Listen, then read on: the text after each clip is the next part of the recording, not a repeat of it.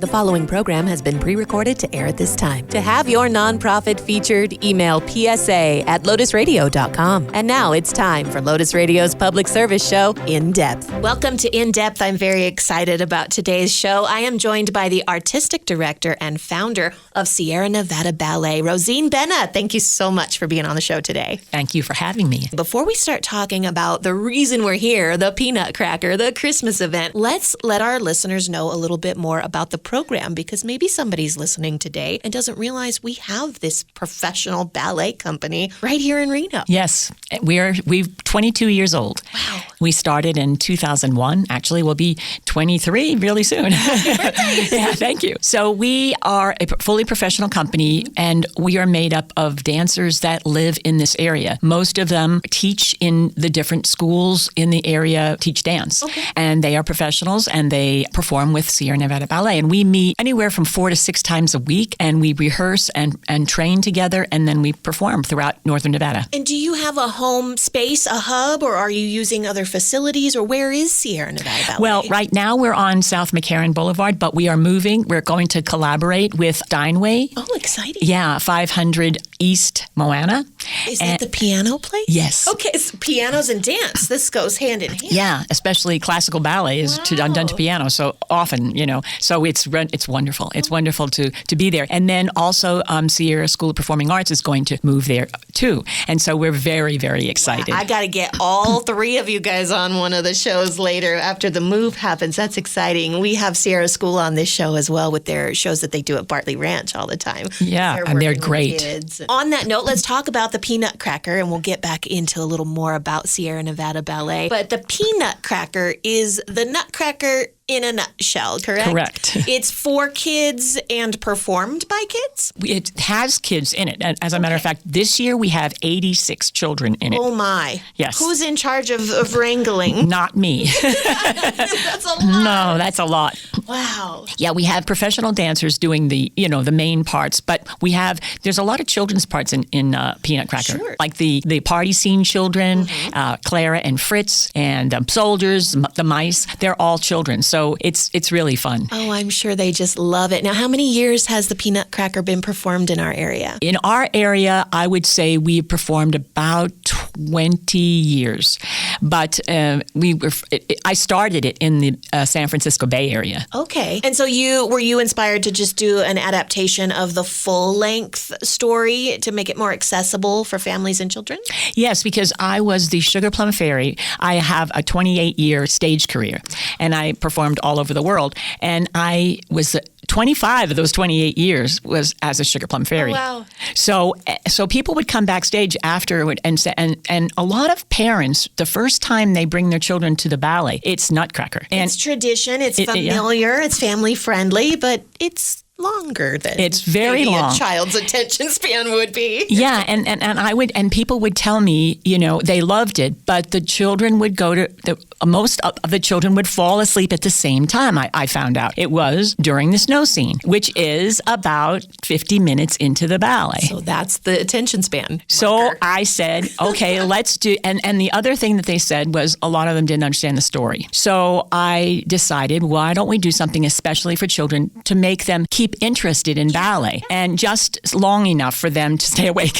So I wrote this 45-minute narrated Nutcracker, and we did it in the Bay Area the first time, and it was like, people loved it. And they even wrote in and called in to say, when are you doing this again? So it wasn't only the children, the parents liked it too. So we decided to keep it. Parents' attention spans are shorter these days. Especially nowadays. Yeah. I get it. But it's such a family-friendly tradition to go see the Nutcracker. Families have their own versions that they've seen, maybe the movie, the old movie, new remakes, and to have a live version here in our community as our local family's tradition is just wonderful. So thank you for bringing it to Reno and Carson City. Where is this year's show going to be performed? We're performing at the Community Center in Carson City and also at the Pioneer Center in Reno. And so we've got Saturday, December 2nd at 2 p.m. and 4 p.m. That's the Carson City Community Center. And then Pioneer Center is a Sunday show at 2 o'clock and 5 o'clock. So you're doing a matinee and an evening show. Yes. So 2 shows a day. Yeah. In Carson this year, it's the first time we've ever done this. We're doing a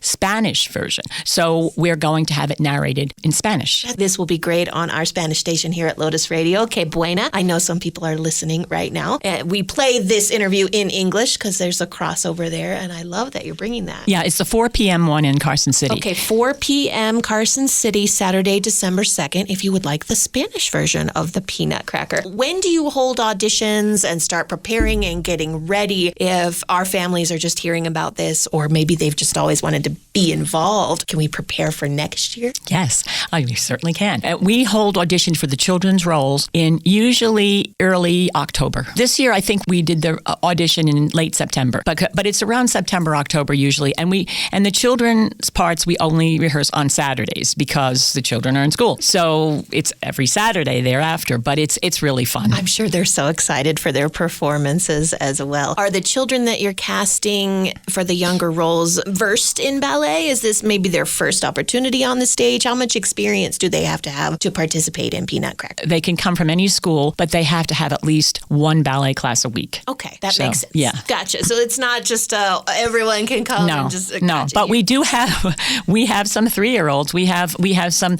The pages of the Sugar Plum Fairy are 3 to 5, and they are adorable. I mean, they always steal the show. They're only adorable. I'm there for like a minute or something, but they're so cute. I grew up in Carson City, and I have seen the Peanutcracker on that big community center stage, and it's just lovely. It's such a joyful moment for everybody, and I'm so glad it's happening again this year. Where can we go to get tickets if we just want to watch the show? You can check our website, sierranevadaballet.org, or call us at 775-360-8663, or you can get tickets for the Pioneer at the Pioneer Center. Okay, it's part of their season. Yeah.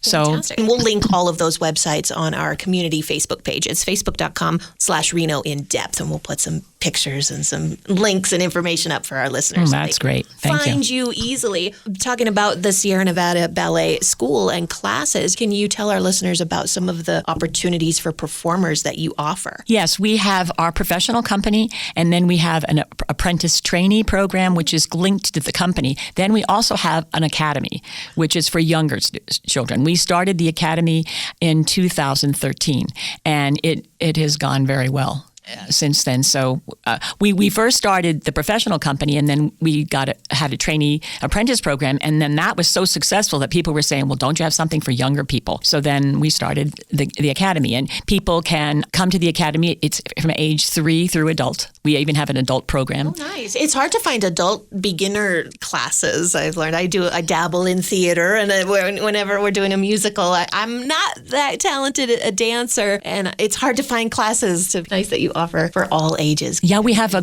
great adult program. Alexander Biber teaches our adult program. He's wonderful, a local performer who was in Sacramento for many years. He's just recently moved back home, and I'm so glad he's with you guys at Sierra Nevada Ballet because he's real good. Yes, he is. Yeah. He's great. He started in this the apprentice program, and then he was raised into the company, and he was with the company, and then he got raised from a corps de ballet member to a demi-soloist, then a soloist, then a principal, and he worked with Sacramento Ballet as well as with us. So yes, Alex is a very experienced, and he's wonderful with adults. He really understands what adults go through, coming into this classroom, and he is just so sensitive and warm and funny, and everybody loves him. I love that. And a local homegrown talent as well. That just adds a little cherry on top there. Where are your students and teachers coming from otherwise? Are you having locals sign up, or people coming here to take your classes and teach, or is it regional? It's both. We have a teacher training program, so some of the people who have grown up in the school and become professional dancers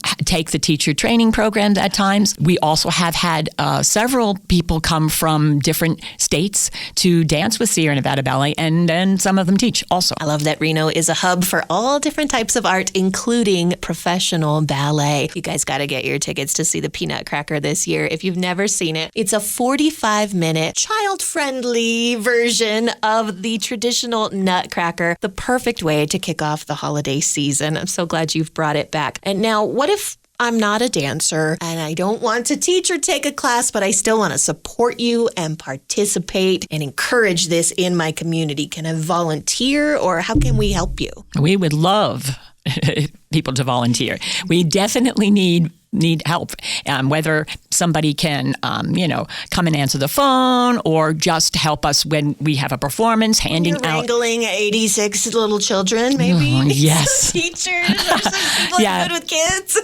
Yeah, that's not easy. Yeah, But so you have opportunities for volunteering within the school and events and performances. Yes, absolutely. And also if people can sew, we have our costume designer who actually works with volunteers who say, oh, I love to sew. And we need that too, because our costumes we perform all year, and we've always doing costumes and also alterations because, when we have 86 children this year, those 86 costumes have to fit them. So Yep, and they grow real quick. Yeah, they sure do. They don't fit the same costume the next year. That's right.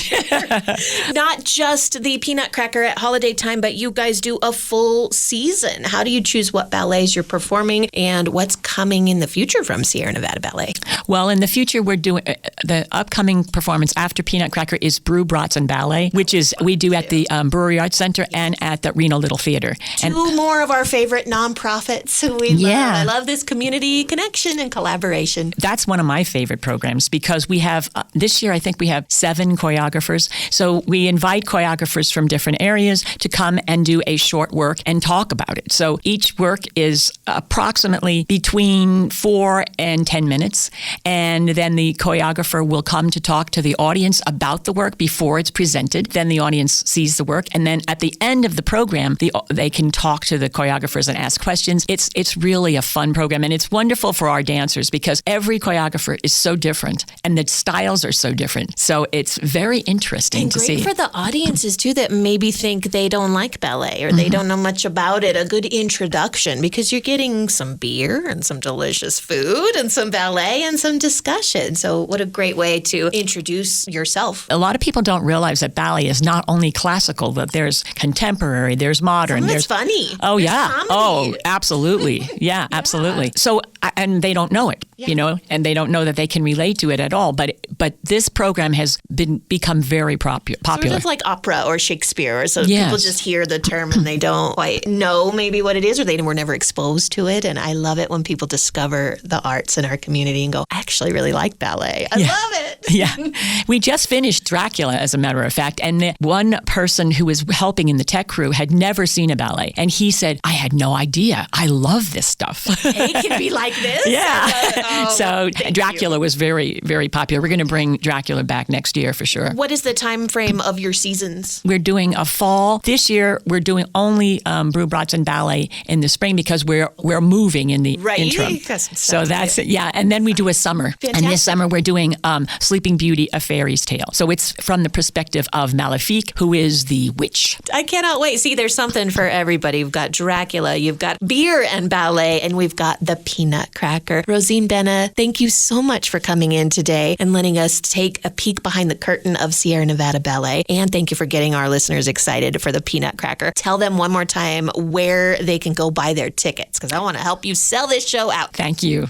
Well, at our website, and that's sierranevadaballet.org, or call us on 775-360-8663. Get ready for the performances at the Carson City Community Center. It is Saturday, December 2nd at 2 p.m. and 4 p.m. The 4 p.m. performance, again, has that Spanish narrator. And the Pioneer Center for the Performing Arts in downtown Reno, Sunday, December 3rd. You can choose from the 2 o'clock or the 5 o'clock show as well. Rosine Bena, Artistic Director and founder of Sierra Nevada Ballet. Thank you for being on In Depth today. Thank you for having me. And we're going to keep our eye on you and this merger with these other amazing groups, and we'll have you back on in the summer. Great, thank you. Go find all this information and more at facebook.com/Reno In Depth. You are listening to In Depth on Lotus Radio, and your nonprofit could be featured on the show. Email psa@lotusradio.com. And now back to In Depth. And we're back on In Depth, and I am joined once again by Chris Orr from PBS Reno. Thanks for coming back, Chris. Thanks for having me, Jamie. It's very nice to be here. It's good to see you again. Time went by really fast. We chatted, was it summertime we were chatting about things that were coming for the fall, and we said, oh, we'll have you back on in the holiday time when it's winter. And now here we are. I know. What happened? The whole summer just What did we disappeared. do? Did we have a good time? Did we get it all done? We did a lot of work this summer, I think. Time's going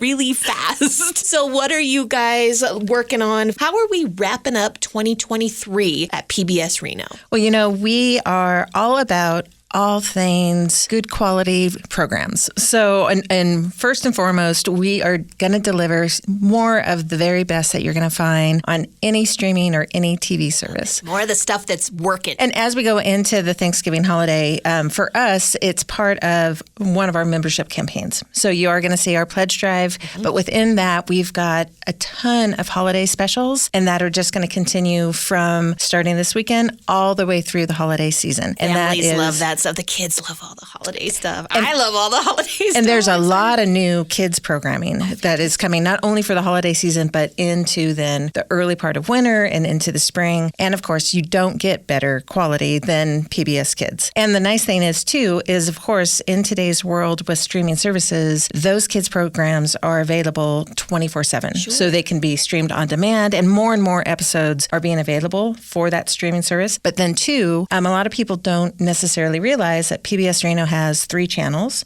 and one of them is a designated 24/7 kids channel. Oh. So we've And got. which one's that? Is it- So that's our 5.3, and that is also available online to stream. Nice. But it is 24/7 kids programming. So Because everybody has different schedules. You never know Exactly. when you're going to need an hour of good quality time to put your children in front of the TV, and they're actually getting educated. It's not just junk food TV. This is smart TV. Exactly. And of course, some kids have their favorites. So they may just want to stream one particular show, but there is that nice mix on that 24 channel. So that way, any time of day, you can have that lovely mix of PBS Kids content. Because And where are we finding you guys online for all your channels? one of the best ways to find us is, of course, just pbsreno.org. From there, we are going to branch you off to all of our channels, including the Kids channel and our Create channel, which is, if you're an over-the-air viewer, our 5.2, which is our 24/7 travel, how-tos. All programmed on my favorites on my TV at home. All of them. But of course, my favorite is our main channel, which is the one that PBS Reno is so known for. That's where you're going to find all of that great quality PBS programming like Nova, Nature, This Old House. I've been watching that nature show where they have little robot animals that are going into habitats and spying on. It's called Spy in the Wild or Oh my Spy God, in the I'm addicted Ocean. to that show. Yeah. It is adorable and it's so cool, so informative. I've never seen anything like it. Probably the best use of spy cameras. I love it. Right, exactly. That's how we should be using it. And Masterpiece, too, if you're into the arts. We were talking with Rosine Bena from Sierra Nevada Ballet also today on this show. So you've got Masterpiece programming where there's theater and opera and some local art programs. Absolutely. Part of what you also get on our PBS Reno channel and our streaming services are all of our great local productions and local projects. So we've got Wild Nevada, which is a personal favorite Yes, of your mine favorite. for all those reasons of hosting and working on the show. And then Artifacts. But in addition to that, online and through our streaming services, you can also find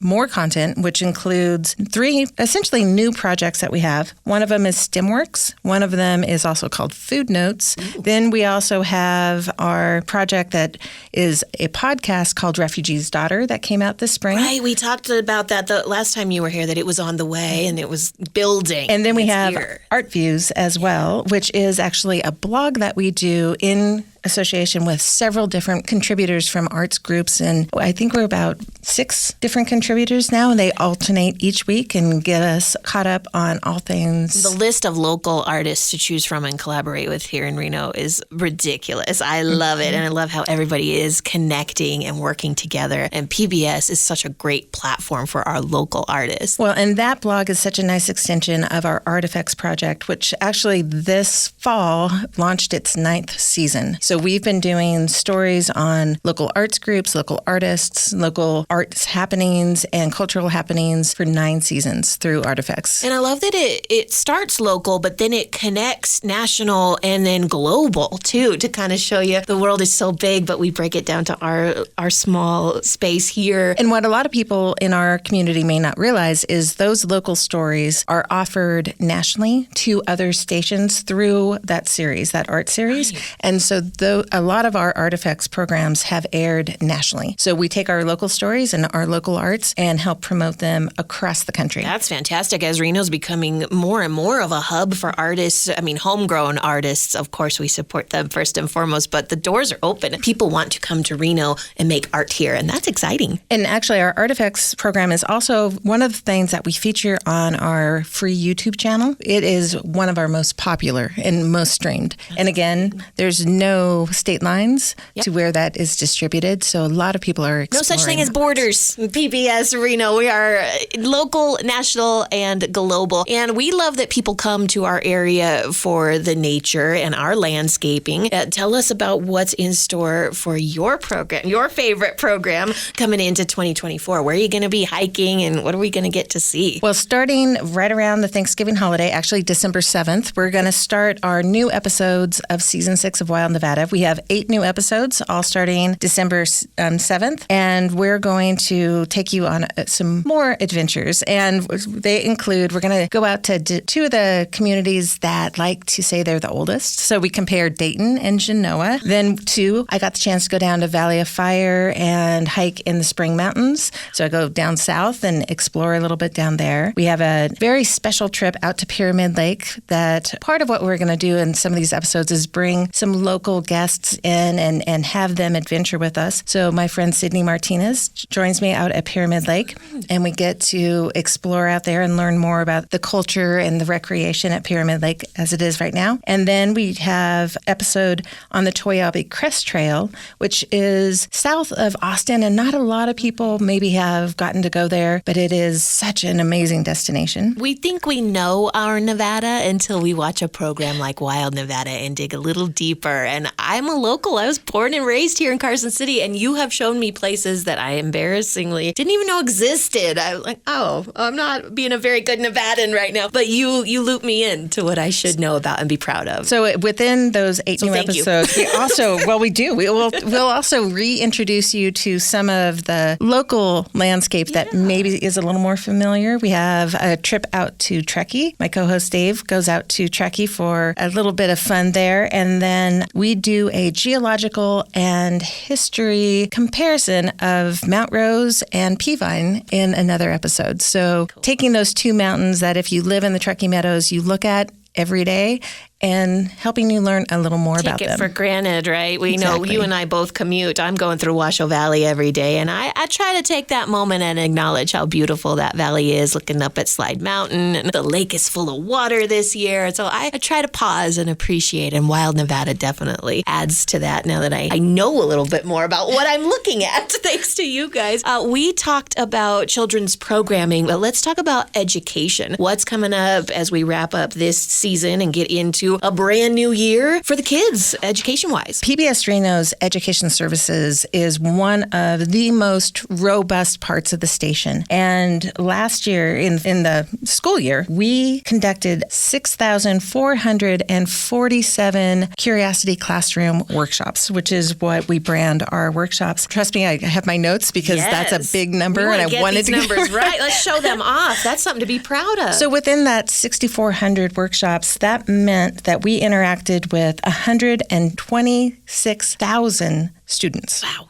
So amazing. The impact that those kind of workshops have, and this is all taught by certified facilitators that work with us through the station and all free to the schools. So this is something that PBS Reno is able to offer through that community support, through that foundation support that we get. Because again, 82% of our budget comes from local sources, from members, from foundations. So when we talk pledge drive, when we talk fundraising, this is so much where it goes. The great programming and this kind of impact. And this year, we are already set to beat those numbers because in the month of October, they're reporting numbers that are showing basically a 20% increase or more over last year. We've already given away, to give you an idea, in just 1 month, we've already given away 12,000 books to students and had more than 14,000 interactions with students. Thank you. And truly, Nancy Maldonado and Joy Formaster, who are part of our team, that lead that team, they do amazing work. This takes a village to implement these programs. How do parents and teachers get their students and children involved with you? Again, one of the best ways is to visit our website, pbsreno.org.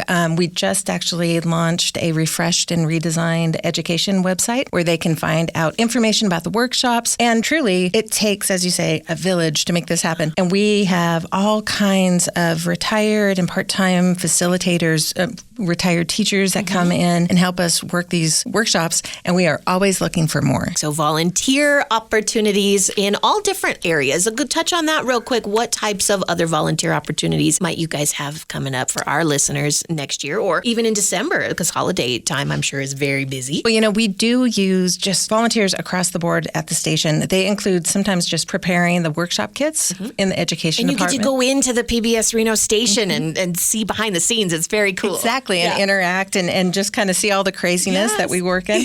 And then two, of course, one of the favorite ways people like to volunteer is our pledge drives. And then you get to have the studio experience, whether it is training on some of the equipment or answering phones and coming in as a group and answering the phones. And we know we're volunteering going to have for my special first guest. pledge drive. I preach how much I love PBS Reno, and so I do a monthly sustainer membership. It's a small one, but it's the best I can do. And so I wanted to put my money where my mouth is and show up. So on December 7th, a bunch of us from here at Lotus Radio are going to be answering some of your phones. How does a pledge drive work? What have I gotten myself into? I'm a little nervous. Well, I can tell you that you guys picked a great night because every night of our pledge drive is great, but you've got the night that is our local productions. So not only are you going to see the premiere of a brand new Wild Nevada that night, but you're also going to get to hear about our other great programs such as Artifacts, Food Notes, which is our new digital first food series that we've been working on. And then to another project that, since we're talking now pledge and education at the same time, comes from a member of our education team, Joy Formaster, who's our director of education. And she does these great short digital only videos that we post on social media and on our YouTube